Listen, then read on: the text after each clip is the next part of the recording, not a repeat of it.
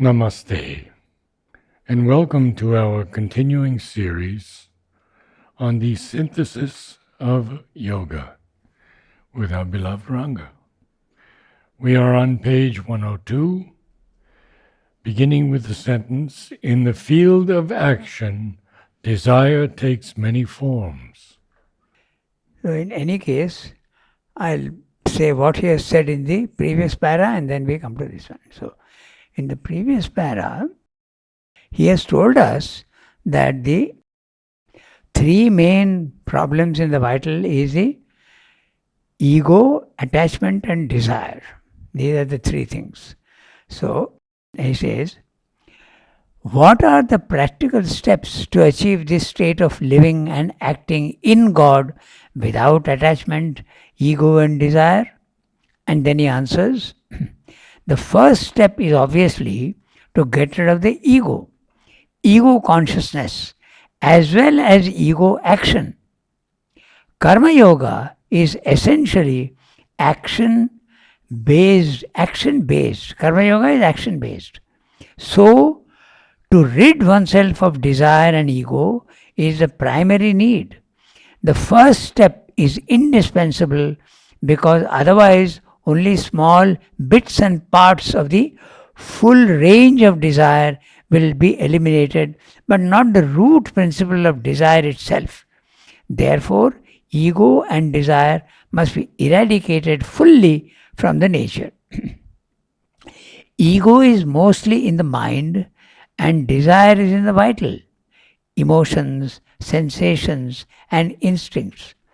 But from the vital, these imperfections rise into the mind and sully it too.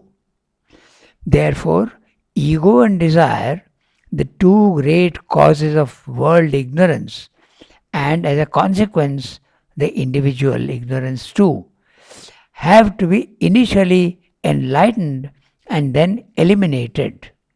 This is what he said in the previous para. You have to deal with ego, attachment and desire.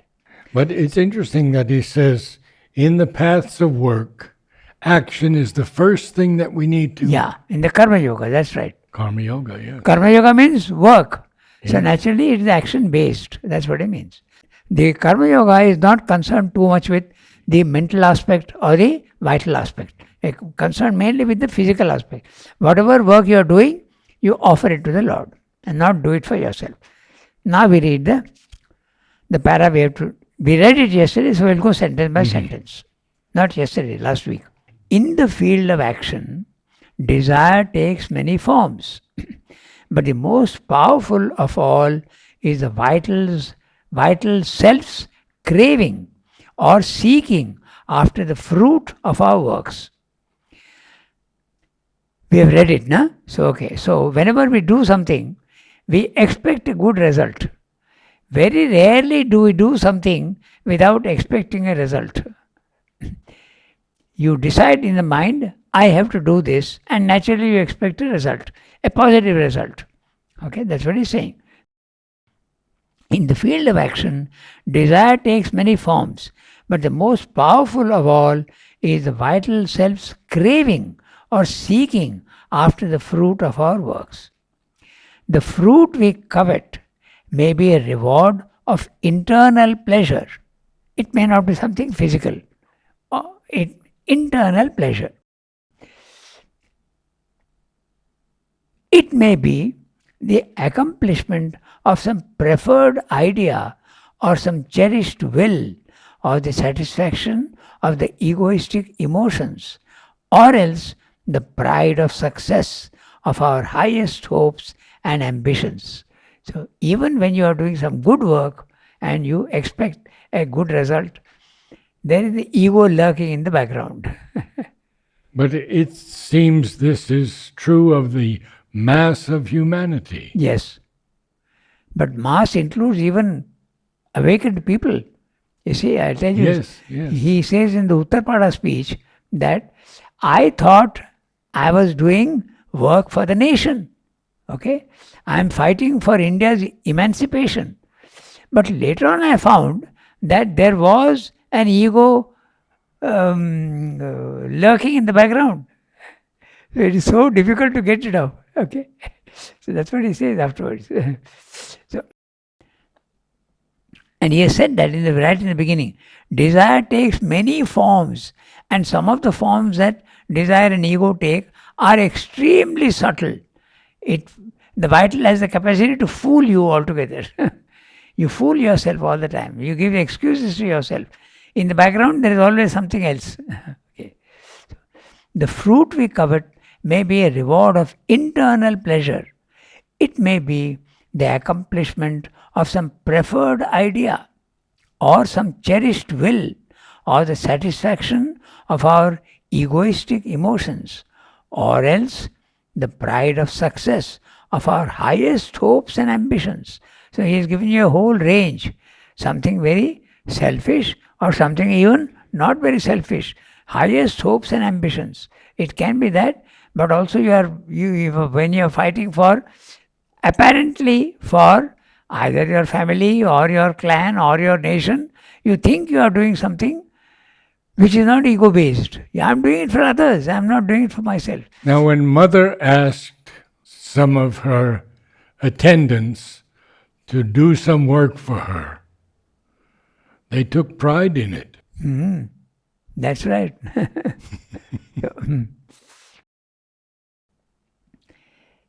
Egoistic emotions, highest hopes and ambitions. Or it may be an external reward, a recompense entirely material. Wealth, position, honor, victory, good fortune, or any other fulfillment of vital or physical desire. It could be something psychological or it could be something material, like wealth. All business people naturally do business to earn money, and you expect to be successful in your business. So, but it can be also position.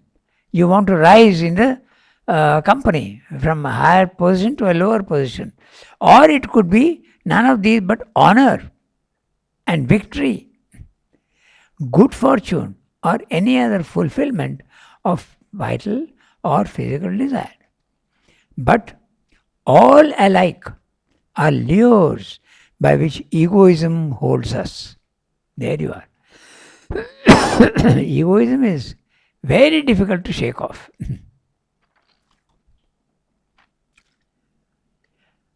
Always these satisfactions delude us with the sense of mastery and the idea of freedom, while really we are harnessed and guided or ridden and whipped by some gross or subtle, some noble or ignoble figure of the blind desire that drives the world.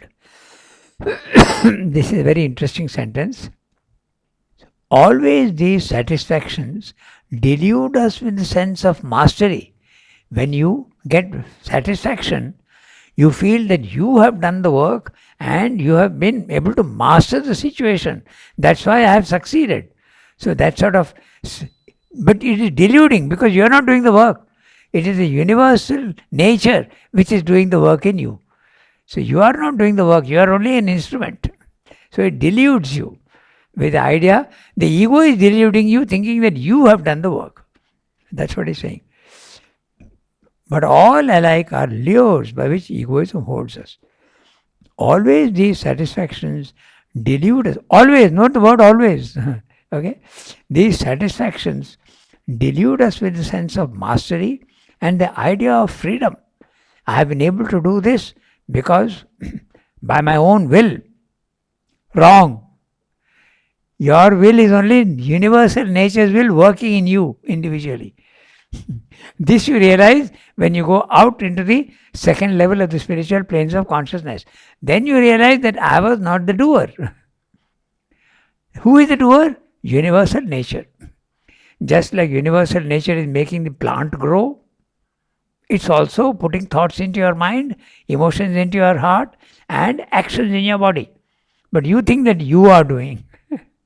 But the great sages and vibhutis through whom the divine is working, No, the divine is not working directly. Even if the divine is working, it works through nature.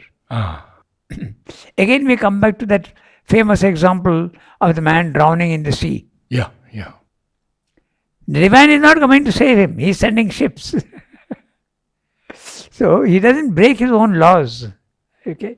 So that's the thing. We have to remember that.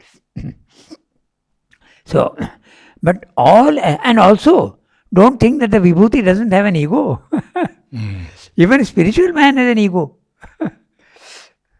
There are grades of a gross ego, a subtle ego. There is a sattvic ego also. A sattvic ego of a man who is sattvic. Sattvic means more at the mental level. Could you say spiritual ego? Spiritual ego also is there. Because there is a superimposition of egoism and individuality. The true individuality is your soul. But when the soul is hidden inside, to centralize all your actions, nature grants you and provides you with an ego which centralizes you. Centralizes all your action. What you did yesterday, today also I am the same person. If that ego is not there, then you would be like a leaf in the wind. And that's a very interesting thing. I think we'll see. There are many interesting examples of that. Okay, it can happen like that. But all alike are lures by which egoism holds us.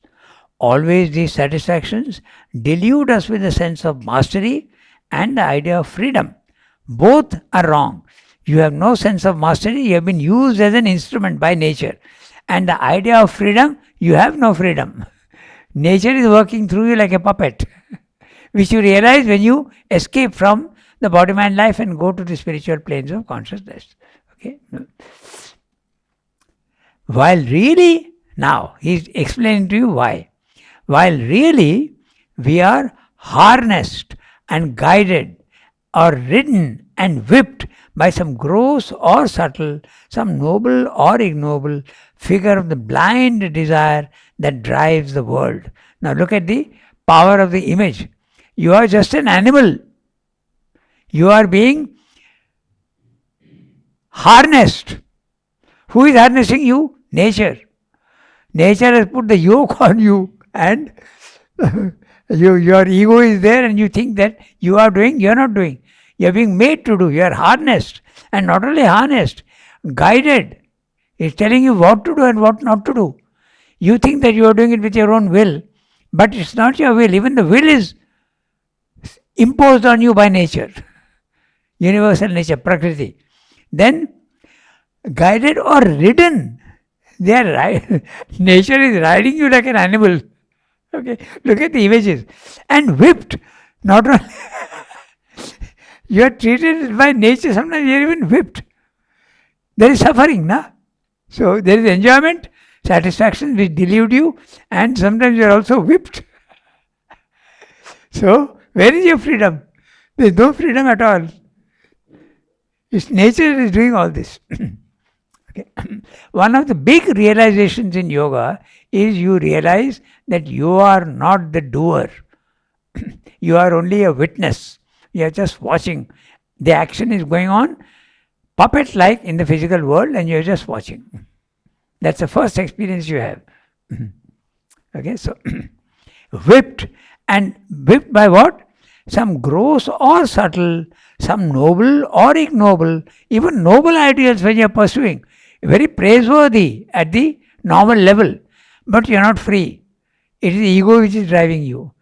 From the normal point of view, your noble work is very much appreciated and it is praised by all.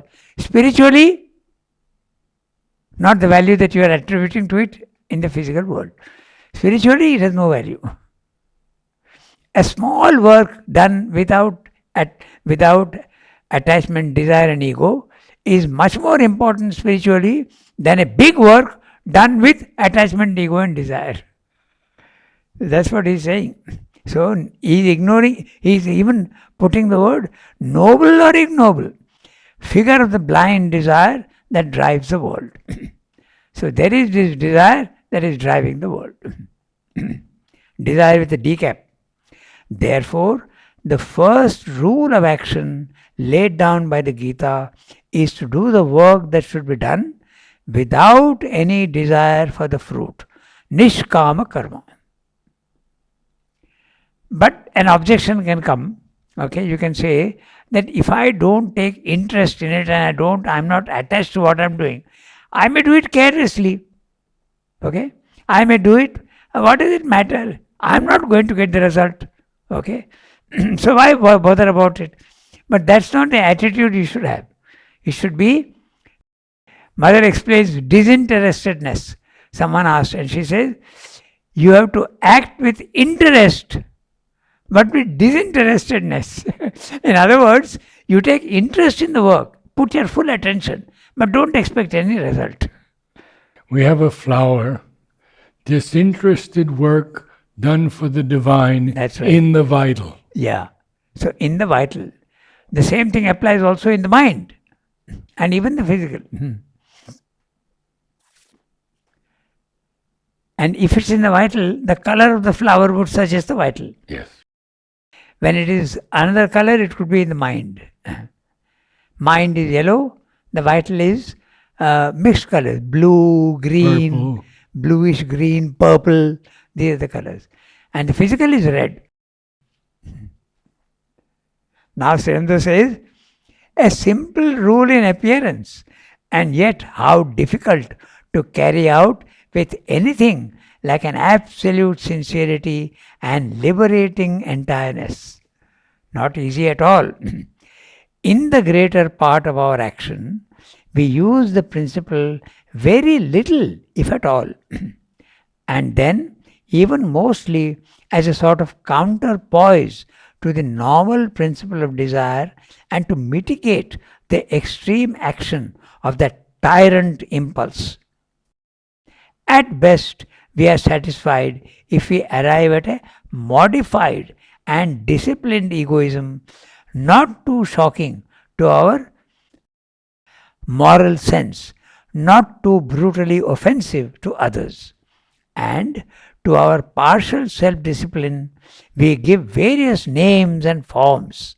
We habituate ourselves by practice to the sense of duty, to a firm fidelity, to principle, a stoical fortitude, or a religious resignation, a quiet or an ecstatic submission to God's will. But it is not these things that the Gita intends, useful though they are in their place. It aims at something absolute, unmitigated, uncompromising. A turn, an attitude that will change the whole poise of the soul. Not the mind's control of vital impulse is its rule, but a strong immobility of an immortal spirit. So, we'll have to look at very interesting the psychological poises that the ego can take. We'll discuss that. So, Nishkama Karma, a simple rule in appearance. Do the work without any desire. Okay? So, and yet how difficult to carry out with anything like an absolute sincerity and liberating entireness. Liberating, he's saying. Who is being liberated from what? You are being liberated from the nature's grip on you. When you do that, and that happens only when you go to your soul escapes from the body, mind, life and goes up. Then it is liberation, but not otherwise. In the greater part of our action, we use the principle very little, if at all, and then even mostly as a sort of counterpoise to the normal principle of desire and to mitigate the extreme action of that tyrant impulse. So, desire is a tyrant impulse. 90% of the time, the desire will push you to satisfy itself. very rarely does it come. It may be a a very mild desire. Okay? It may be a very mild desire. Oh, it could be nice if I had that. But same, there is a word for that. I forget the word now. It will come back. Okay, so it can be a mild desire, but mostly it pushes you to satisfy itself. So it's a tyrant. It's a tyranny. You are suffering. It's whipping you and driving you and whipping you. That's what desire is doing. We don't think of it that way at all. As a counterpart to tyrant impulse. At best, we are satisfied if we arrive at a modified and disciplined egoism, not too shocking to our moral sense, not too brutally offensive to others. Do we try to control our ego? He's answering. He's saying, yes, we do. Everybody does. But that's not for the spiritual reason. That's only because to make yourself, because your egoism may drive you to a desire, but you may not be able to fulfill your desire, so you tone it down. Okay, I want a car, desire, but I don't have the means, so you become more gentle with yourself and you say, okay, not today. You reduce your egoistic desire. But there's another thing. Sometimes you are very, very assertive, and if you are very assertive with what you want, you are going to hurt your neighbor. And hurt your neighbor means you are going to make an enemy.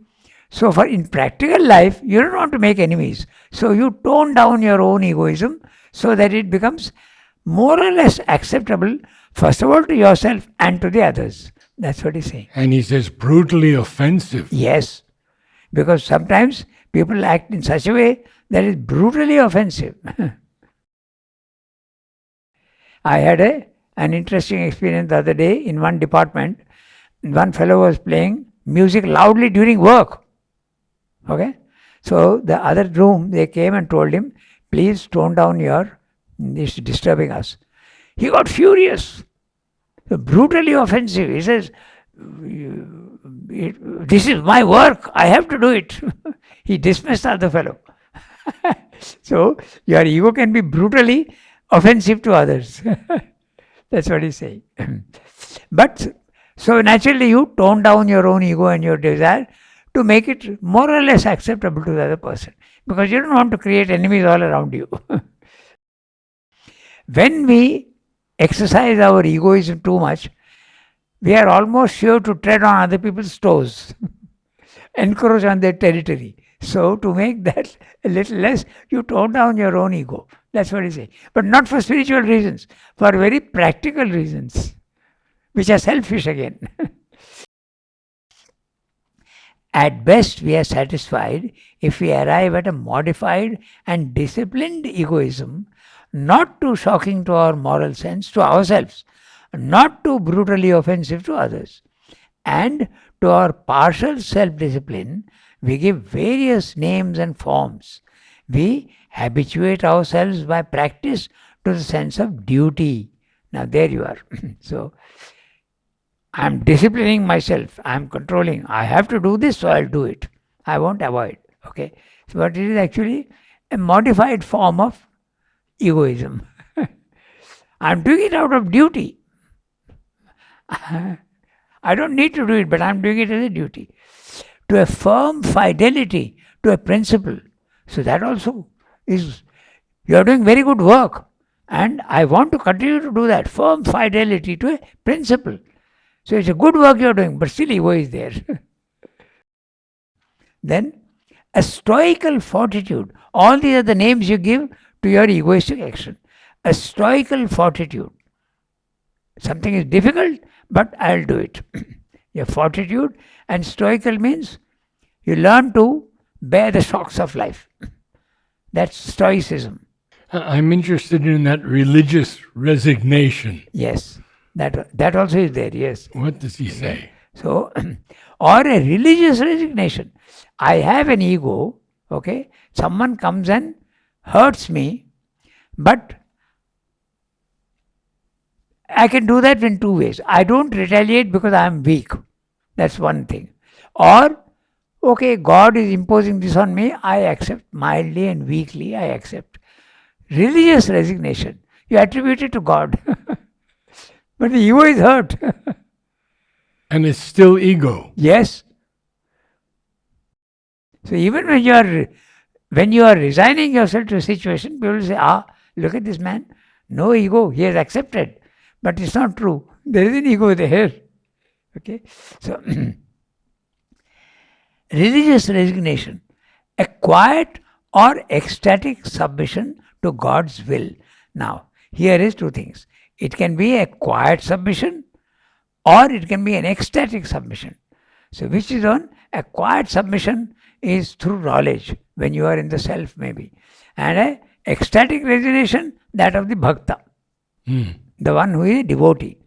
Okay, God is doing this for me, I accept. Whatever He is sending to me is bound to give me ecstasy. I accept. So that is what, all these things, ego is lurking always in the background. That's what he's saying. God's will. But it is not these things that the Gita intends, useful though they are in their place. So he is not telling you, don't do noble works, don't resign yourself to God. He is not saying that. Of course it is good to do all these things, but the ego is there. And that's not what the Gita means. So what does the Gita mean? It is not these things that the Gita intends, useful though they are in their place. It aims at something absolute, unmitigated, uncompromising, a turn, an attitude that will change the whole poise of the soul. Not the mind's control of vital impulse is its rule, but the strong immobility of an immortal spirit. So, which is the strong immobility of an immortal spirit? Very clearly, the self. So you can do that when you are identified with your body, mind, life. Removal of ego is not possible. Very clear. You may be able to reduce your egoism, but egoism will not go away. Okay? But only when you rise to the self. Note the words, strong immobility. Immobility is a characteristic of the self, of an immortal spirit. You realize that you are immortal. So very clearly he is talking of the self. So when you go to the self, that is what the Gita is intending. Rise to the self, and then you can do works without any attachment and desire. Not these other things. Okay? Reducing your ego, adjusting to life in the world, all these things, no. Now, how do we know that our ego is there or not? He is explaining.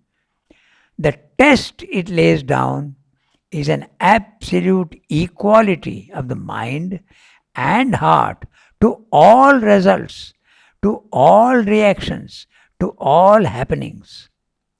If good fortune or ill fortune, if respect and insult, if reputation and obloquy, if victory and defeat, if pleasant event and sorrowful event leave us not only unshaken but untouched, free in the emotions, free in the nervous reactions, free in the mental view, not responding with the least disturbance or vibration in any spot of the nature, then we have the absolute liberation to which the Gita points, but not otherwise.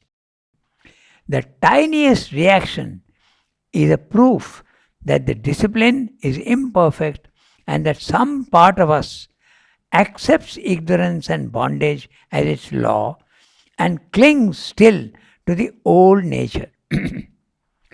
Our self-conquest is only partially accomplished.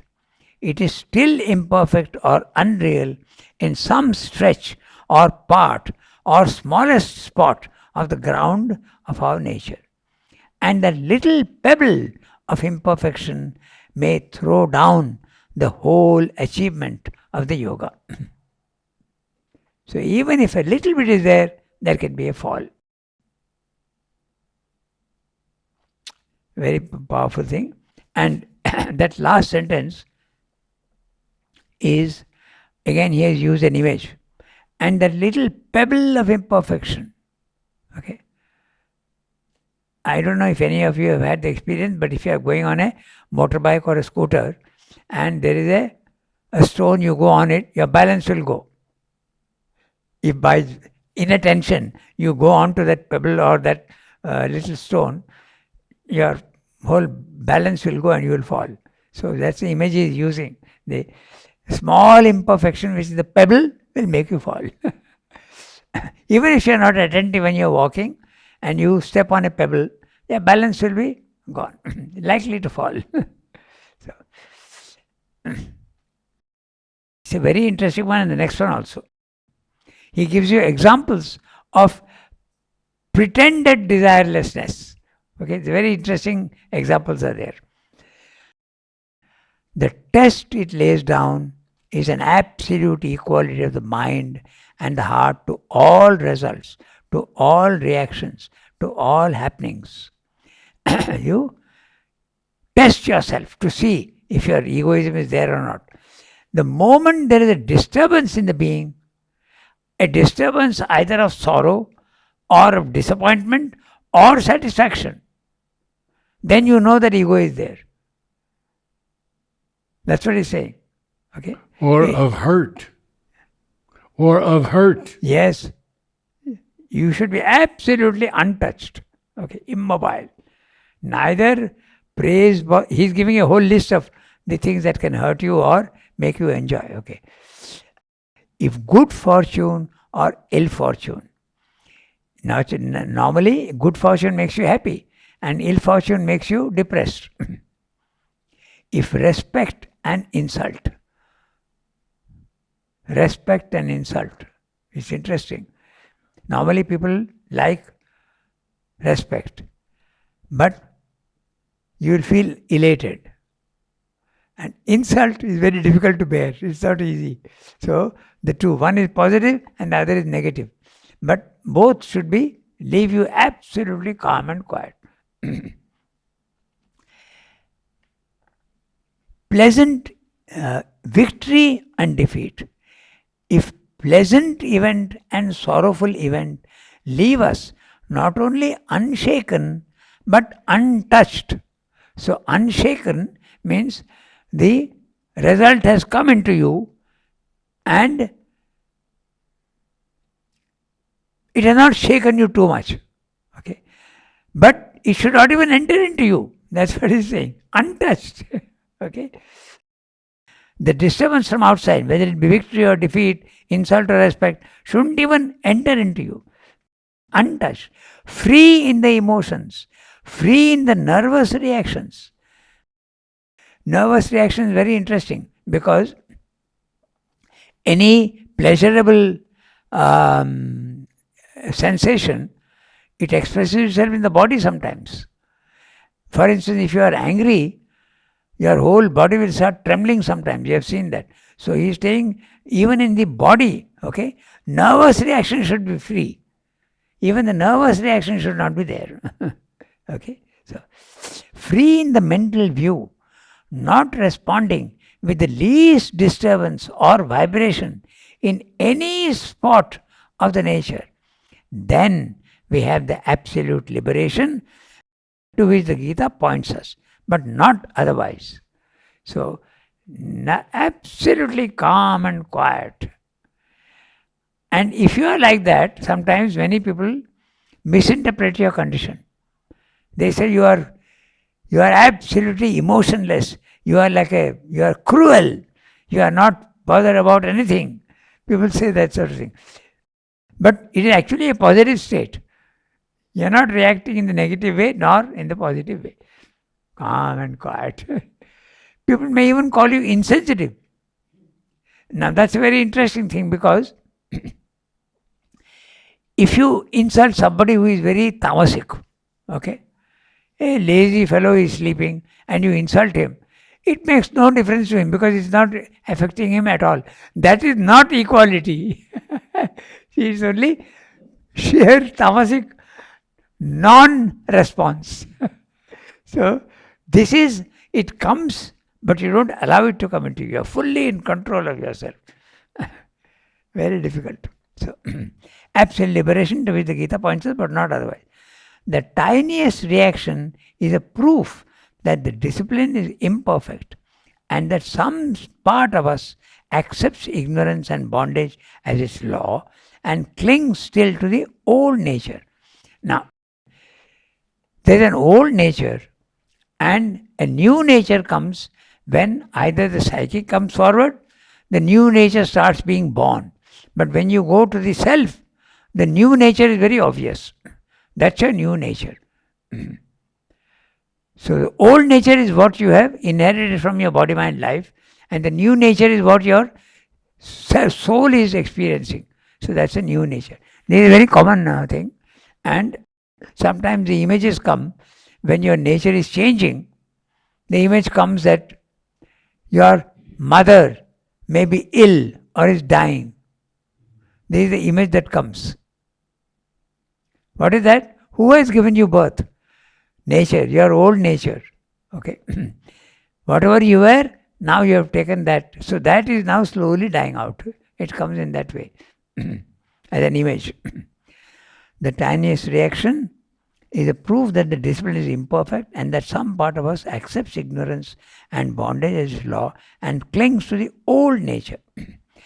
Our self-conquest is only partially accomplished. It is still imperfect or unreal in some stretch or part or smallest spot. Now look, this is against those way of his prose. He is including stretch, a large part of your nature, or a part, or a smallest spot. So it can be large, your egoism and your nishkama karma can be very large, or it can be small, only a part, or it can be a tiny thing. So always you will find instead of those prose, he includes many possibilities. He doesn't leave out anything. Okay, so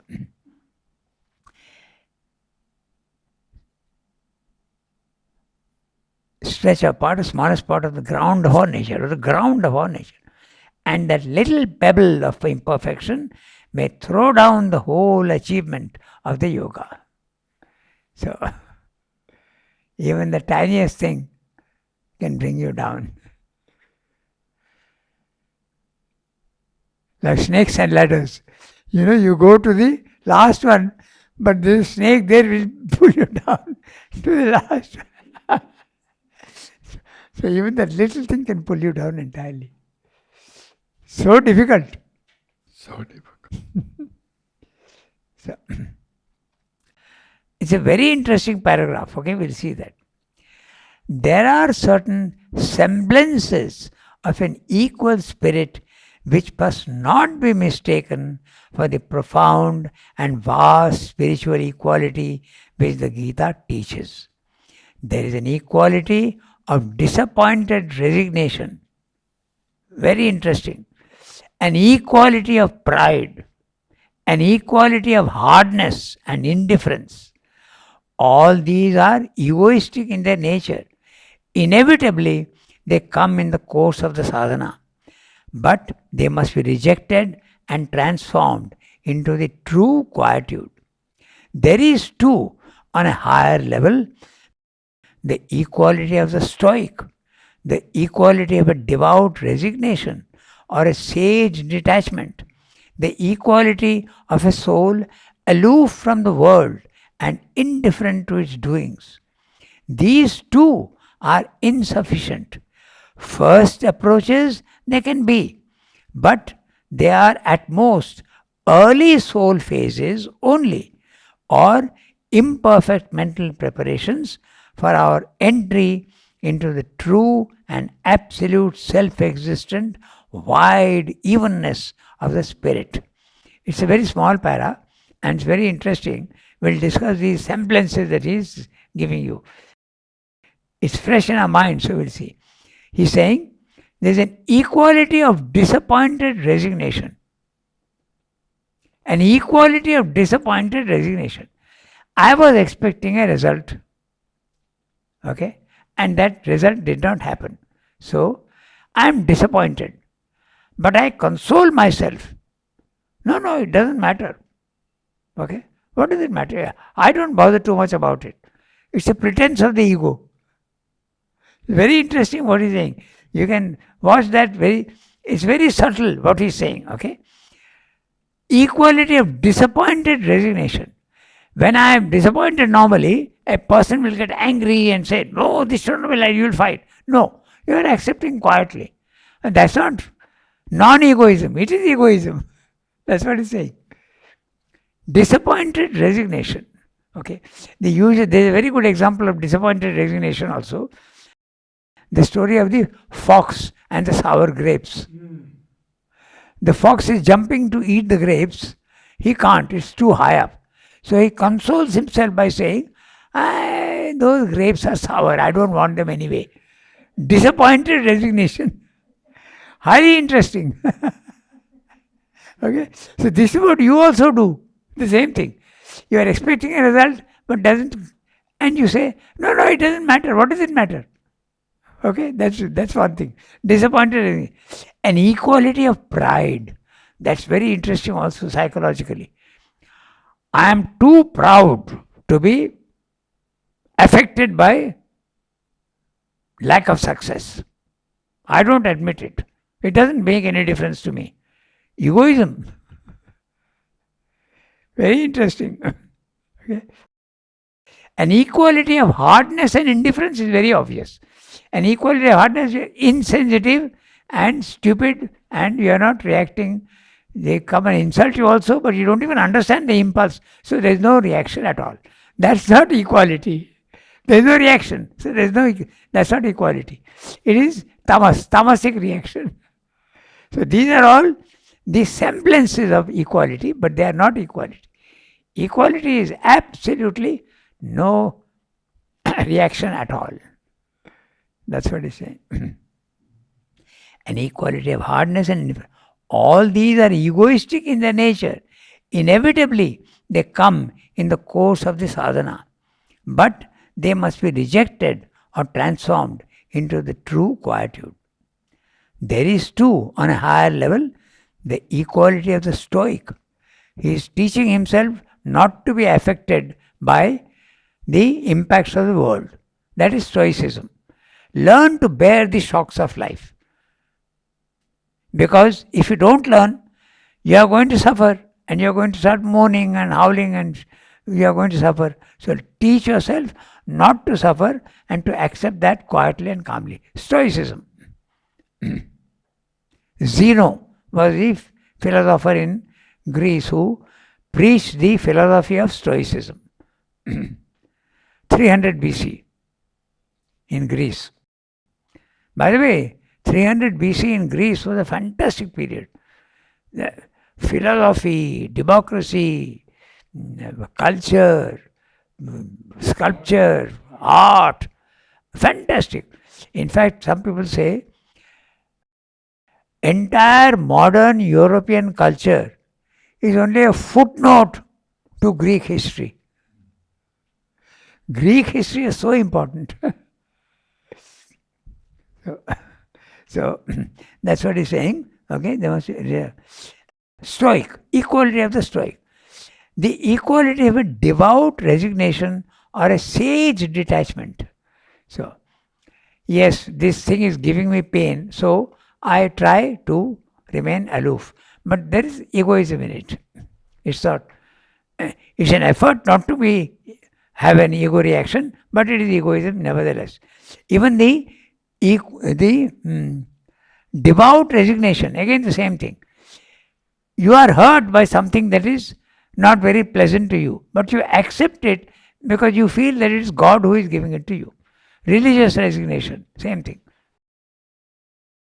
The equality of a soul aloof from the world and indifferent to its doings. That's another one.